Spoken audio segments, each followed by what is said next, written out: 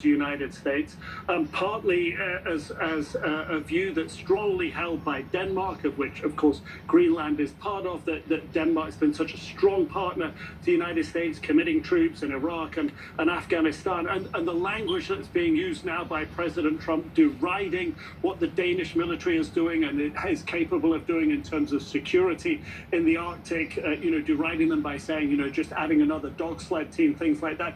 That's taken really personally.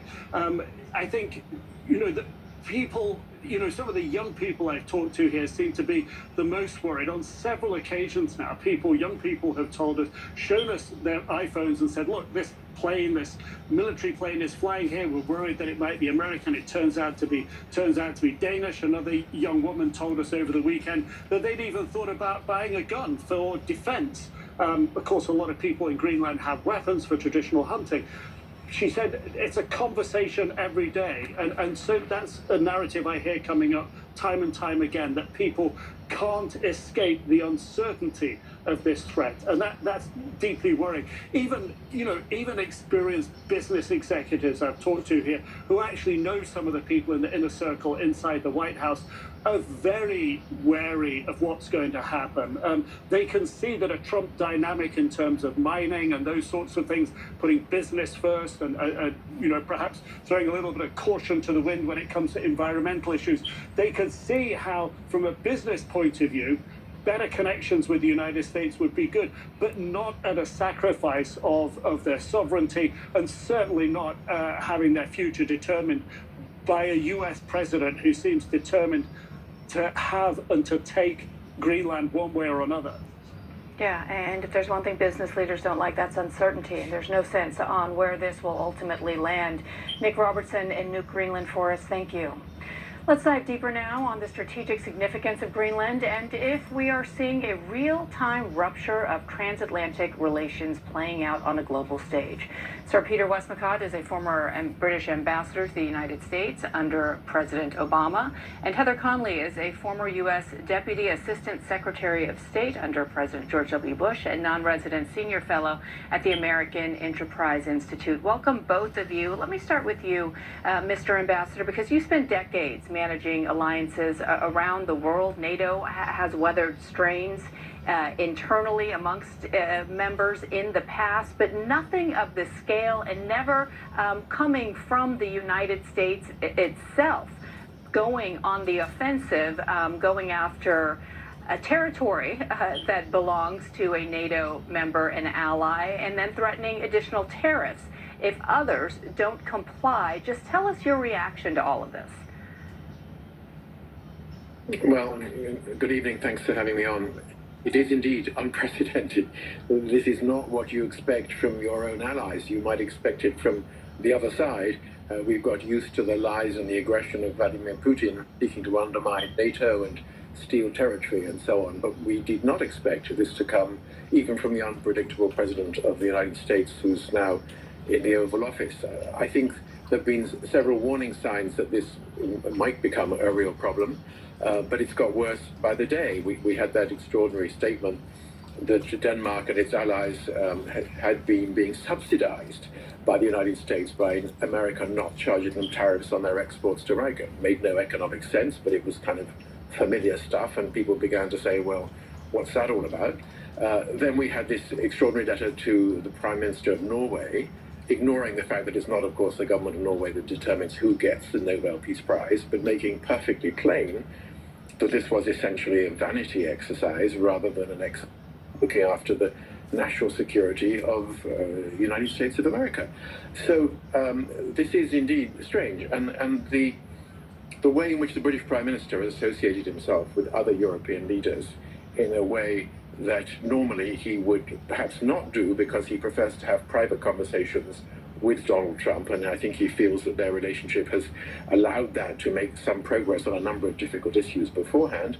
But there he is this morning in his press conference and yesterday in his joint statement with other European leaders, saying this is completely wrong and applying tariffs as a means of trying to strengthen the security of part of NATO is the wrong way of going about it and counterproductive, and we're heading in a downward spiral. Now, from a British Prime Minister who's prided himself on having strong personal link to the President of the United States to speak in those terms is, I think, an indication of just how worrying this language is and how seriously people are taking all this.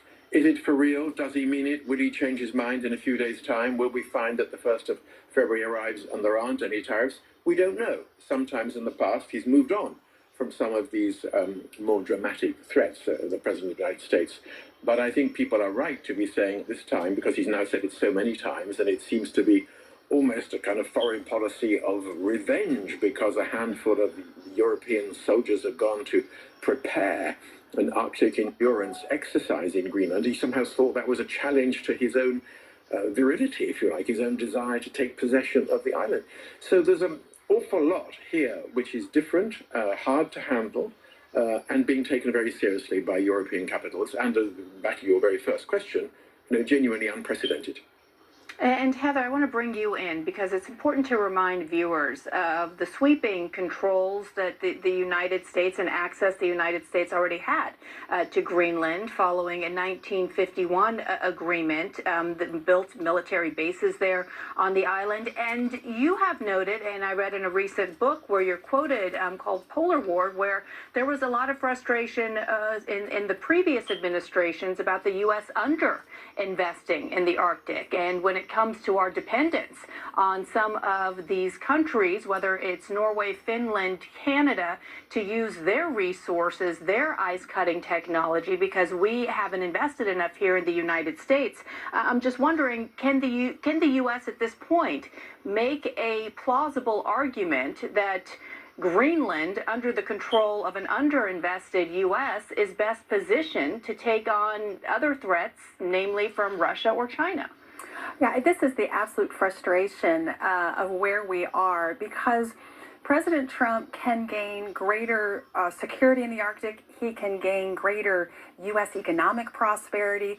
The door is open. The door has been opened from the Kingdom of Denmark, the Greenlandic government. And you're absolutely right. It is the reason why the Kingdom of Denmark is a founding member of NATO, the 1951 agreement. It gives us every opportunity to strengthen America's security position in Greenland. But we just refuse to walk through that open door because the president is solely focused on ownership. And you're absolutely right. Over the last few months, and much of this is due to President Trump's prodding, the government of Canada has put forward a pretty significant increase to their Arctic security package. So has Denmark. I mean, we're talking upwards of $4 billion in increased security posture for Greenland. America's Arctic strength is because we have our Arctic allies and we work together. And of course, now what we're seeing is our NATO allies starting to present in a protective crouch against the potential of U.S. military intervention in Greenland. Interestingly, this summer, the Kingdom of Denmark hosted an Arctic exercise on Greenland, and the United States did not participate. There'll be a very important exercise coming up in northern Norway and northern Finland in March, exercise Cold Response. The U.S. is participating, and again, we need our allies to help strengthen our own cold weather capabilities. What we're seeing in Russia and China, quite frankly, the most activity has been in the North Pacific and around Alaska, and this is where we're seeing Russia and China exercising both maritime and in air, really beginning to challenge U.S. presence in Alaska. We have not seen that level of activity yet near Greenland.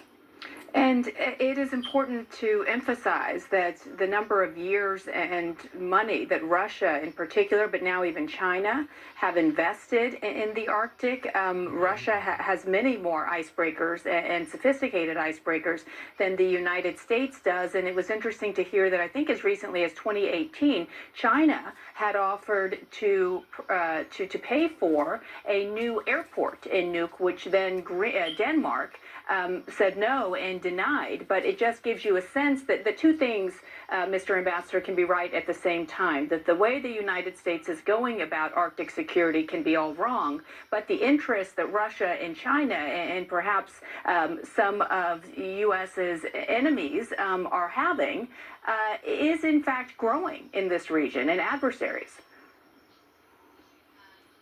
Yes, I think that's a very fair point. And I think it's also fair to say that the Europeans have probably underinvested in Arctic security in recent years, as we have underinvested in a number of other aspects of NATO military capability. You know, we thought we had a peace dividend. We thought there wasn't going to be lots more world war breaking out.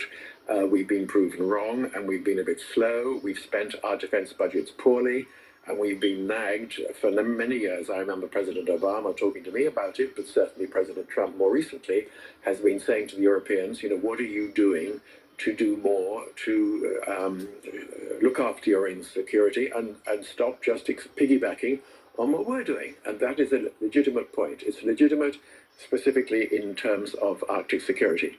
All that said, in terms of the claim that America has to take possession of it, and you know, we're not at all convinced that's the right way of going about it, America does have its 1951 agreement with Denmark, which allows it to do pretty much whatever it wants in Denmark, but it's run in Greenland. It's run down its security facilities there enormously in recent years because it felt that there wasn't really a need to be there.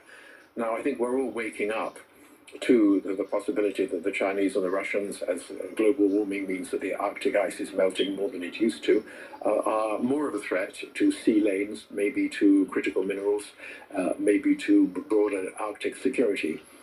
Yes, we've got to do more about that. Has it been a little bit exaggerated, some of that, in order to strengthen the case for America taking possession of this very large island? Perhaps. But as you say, two things can be true. One, that we need to do more about Arctic security, and that is why Denmark's allies have been sending a small contingent to prepare for a bigger exercise in Greenland in the last few days. But two, this is not the way to go about it. And with Scott Bessent saying, what claim has Denmark got to Greenland anyway, at a time when Greenland's been a Danish territory for longer than the United States of America been in existence, it's kind of insulting, really, to your NATO allies when you've got a common interest in trying to boost NATO's security in the Arctic against a common enemy. And I think that's what's so dispiriting, if you like, for America's NATO allies at this time. You mentioned Treasury Secretary Bessent. Let's play more of his comments from a media interview that he gave over the weekend. I believe that the Europeans will understand that the best outcome is for the U.S. to maintain or receive control of Greenland. Make it part of the United States, and there will not be a conflict because the United States right now, we are the hottest country in the world. We are the strongest country in the world. The Europeans project weakness. The U.S. projects strength. Heather, as someone who served in the U.S. government, to hear the Treasury Secretary basically say that this is a national emergency and avoiding a national emergency, which could transpire in the near future, and then to have the president then come out just 24 hours later and say, well, maybe the pretext here really was that I didn't receive the Nobel Peace Prize. I'm just wondering, as someone who has worked in the U.S. government, how you feel personally and how that's being interpreted around the world. I think we had hoped that we would see much more stronger resolve from members of Congress, from the president's cabinet, to help tell the boss, look, we can gain greater security and economic prosperity by working in partnership with the Kingdom of Denmark and the Greenlandic government, not to be in opposition. Unfortunately, we didn't hear that. There was a congressional delegation over the weekend that visited Copenhagen that's in Europe right now, but it's insufficient. And you're absolutely right. The president continues to double down and making clear that he will not be deterred with his quest for ownership. So now we really turn to the next few days in Davos, where European leaders will be meeting with President Trump. Certainly the message from Europe has been one of calm, one of unity, one of dialogue, and one of clarity about the criticality of sovereignty and territorial integrity. I don't believe the president will be persuaded, and I do believe European leaders on Thursday, when they hold their council meeting, are going to have to start meeting the president and starting to place tariffs on U.S. goods. I say that in great sorrow, because right now we need this alliance to increase its focus on security, whether that's Russia, China, Iran, North Korea. And what we find ourselves totally focused on is the U.S. Creating greater insecurity and instability within the NATO alliance itself. But this is going to be a time for resolve. And I hope, but I'm not sure, whether Europe will be able to stomach going toe-to-toe to insist on sovereignty and territorial integrity. And you're talking about the last moment we have, Mr. Ambassador. I believe Heather's talking about really putting the trade bazooka forward from the EU. And as much as you note the alliance between the United Kingdom and the Prime Minister Keir Starmer there with the EU's approach, he has not suggested that tougher tariffs should be placed against the United States in response just yet. Is he wrong? Should he go in lockstep now with the EU and put forward this trade tariff and the bazooka that not only tariffs goods but also U.S. services? Well, he fundamentally believes that applying tariffs as an instrument of foreign policy, unless you are dealing with an extreme situation where you apply huge sanctions as well, that this is not the way to resolve differences, and certainly not between allies.